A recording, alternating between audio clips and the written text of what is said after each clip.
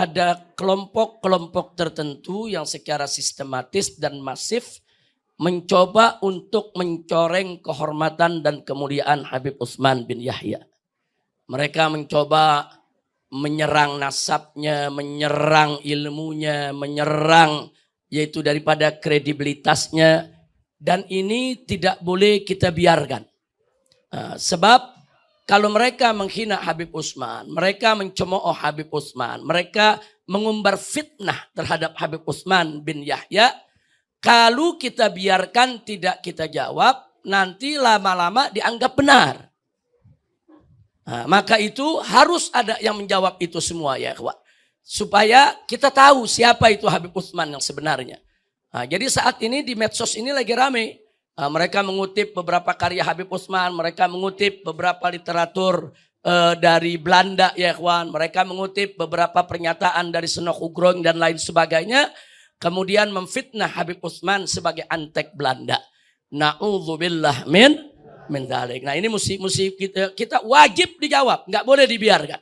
Wajib, saudara, baik oleh anak keturunan Habib Utsman bin Yahya, bahkan oleh seluruh habaib yang ada ya kawan. Supaya persoalannya menjadi terang benderang. Insya Allah. Baik, sebelum kita jawab itu semua ya kawan, kita perlu tahu dulu sedikit saja bagaimana sejarah perjuangan daripada Al-Habib Utsman bin Yahya. Al-Habib Utsman bin Yahya bin Abdullah bin Aqil bin Umar. Sudah, Habib Utsman itu lurus. Beliau sufi, beliau tasawuf, tapi betul-betul sejalan dengan ajaran syariat ya kawan. Oh luar biasa, dahsyat. Maka itu kalau antum baca kitab Habib Utsman yang berjudul Manhajul Istiqamah, saudara, di situ Habib Utsman menyerang habis-habisan segala bentuk praktek syirik dan mistik yang ada di kita punya negeri. Jadi sebelum orang-orang lain teriak-teriak bid'ah, teriak mistik, teriak khurafat, saudara, itu semua diluruskan akidah-akidah semacam itu oleh Habib Utsman bin Yahya lewat kitab Manhajul Istiqamah. Nah, jadi Habib Utsman ini luar biasa perjuangannya ketika itu supaya kita tahu. Dan perjalanan Habib Utsman dari Mekah, kemudian ke Yaman, ke Mesir, Aljazair, Tunisia, Maroko, kemudian beliau ke Palestina. Habib Utsman sempat ke Palestina ya ikhwan.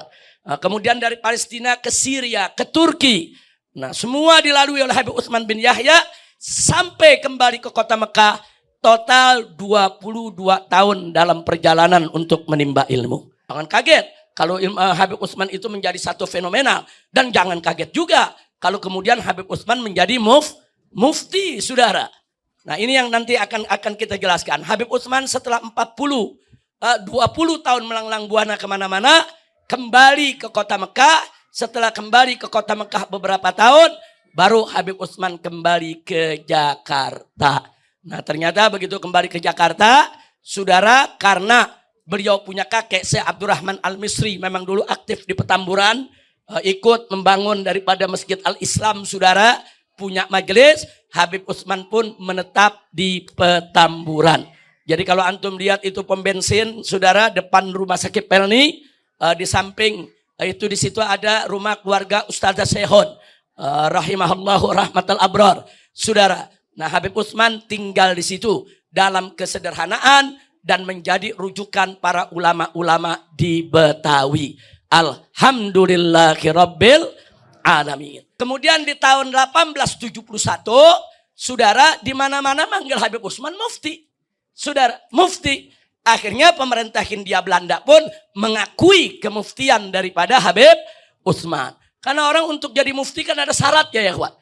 Nah ada ulama-ulama mau diangkat ke Belanda jadi mufti, nggak ada yang berani. Ada Habib Utsman. Mana berani mereka ya taqaddam ya tasaddar. Biwujudil Habib Utsman bin Yahya. Alim kabir, saudara.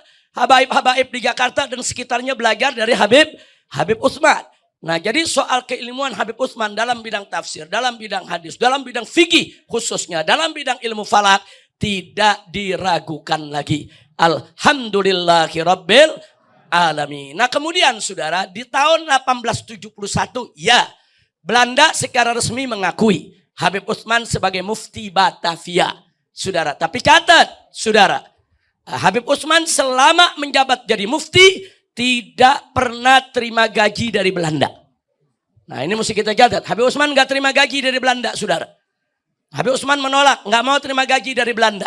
Sampai datangnya Senok Hugro.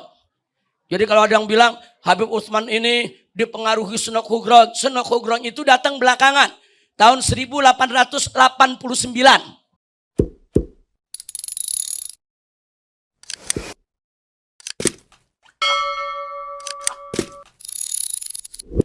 Jangan melupakan sejarah. Oleh sebab itu, menanggapi pernyataan Habib ini, kami ingin menjelaskan melalui sejarah yang tercatat dari ahli sejarah yang dicatat di Indonesia, yang merupakan catatan sejarah ini sebuah bukti otentik, bukti kebenaran yang valid, yang absolut, walaupun kenyataannya Allahu a'lamu binafsil amri wa haqiqatil hal. Yang pertama, berdirinya himpunan imigran Arab Yaman dalam wadah Rabithah Alawiyah yang terjadi pada tanggal 27 September 1928 Masehi, yang telah disahkan oleh pejabat Belanda melalui Detterland GR Airbrink, karena melalui jasa Habib Utsman bin Yahya terbentuklah dan disahkanlah oleh Belanda, yang saat itu diketuai oleh Habib Muhammad bin Abdurrahman bin Syahab dan Habib Ahmad bin Abdullah As-Segaf. Itu terjadi setelah terjadinya Sumpah Pemuda pada tanggal 28 Oktober 1928. Terus pada masa itu, para tokoh dari organisasi Rabithah Alawiyah ini meminta kepada Belanda agar mereka diberi gelar Sayyid hingga jadi As-Sayyid Al-Habib. Namun Belanda tidak memberi izin di saat itu. Permohonan itu terus diajukan sampai pada tahun 1931 baru Belanda mengizinkan, sehingga Habib-Habib ini bergelar As-Sayyid dan Al-Habib. Begitu. Setelah diizinkan pada 10 Maret 1932, Rabithah Alawiyah mendirikan Maktab Daimi. Maktab Daimi ini dipimpin oleh Habib Ali bin Ja'far As-Segaf dari tahun 1932 sampai 1957. Dan organisasi Rabithah Alawiyah ini tidak pernah terjadi konflik dengan keputusan yang ditetuskan oleh Belanda sampai kemerdekaan Republik Indonesia. Ini sejarah yang nyata. Kalau Habib Utsman bin Yahya, ini saya membaca fakta sejarah. Dia satu mau menjadi mufti Batavia, mufti Belanda. Terus mau mendapatkan gaji yang digaji 100 gulden. Itu catatan sejarahnya ada. Terus mendukung Belanda, bahkan memusuhi banyak ulama yang sufi, sehingga sering bersurat-suratan dengan Ratu Helmina, Ratu Belanda. Maka sebab surat-suratan itulah hingga terjadi geger Cilegon tahun 1888. Dan kabar ini telah dibuktikan di dalam Minhajul Istiqomah karya beliau.